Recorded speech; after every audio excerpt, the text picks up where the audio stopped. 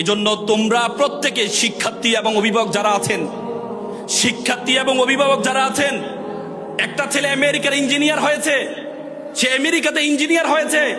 তার মা তাকে কল করলো একদিন যে বাবা, তোমার বাবা মারা গিয়েছে, তোমাকে আসতে হবে। ছেলে বলছে ঠিক আছে মা, আমি আসার ব্যবস্থা করছি।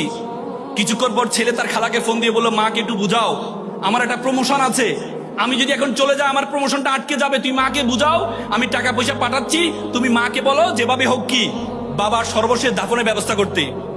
মা কল দিয়ে বাবাকে বলল, সন্তানকে বললো, বাবা এই জন্য তোকে মানুষ করেছিলাম, তোর বাবার শেষ ইচ্ছা তুই তাকে জানাজার নামাজ পড়াবি, তোর বাবার শেষ ইচ্ছা তুই তাকে দাফন কাফন পড়বি, তুই আসবি না?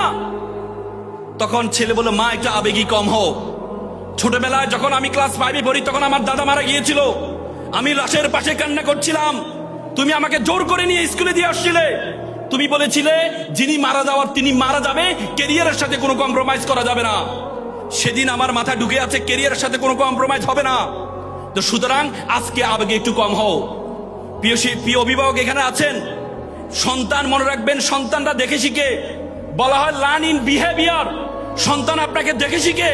তো সুতরাং আপনি যেভাবে সন্তানকে শেখাবেন সন্তান সেভাবে শিখবে।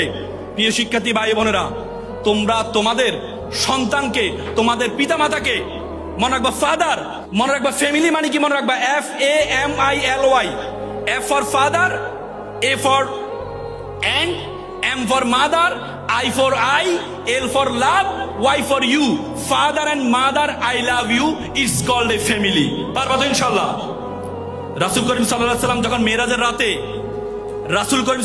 যখন মেরাজের রাতে জান্নাতে গিয়েছিলেন, তিনি দেখতে পেলেন একজন সাহাবা কুরআন পড়ছেন।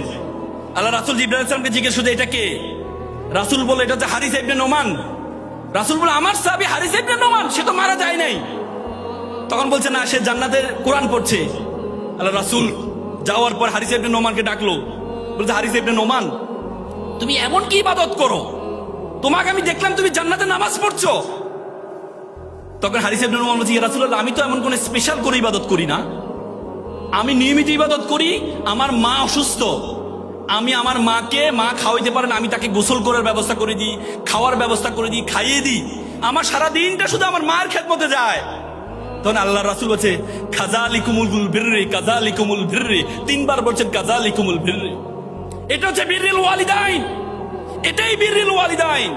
তো সুতরাং তোমাদের মা বাবাকে তোমরা যদি সামনে পাও, খেদমতটা করবা, তাহলে তোমার জান্নাত কেউ ঠেকাইতে পারবে না। পারবা তো ইনশাআল্লাহ?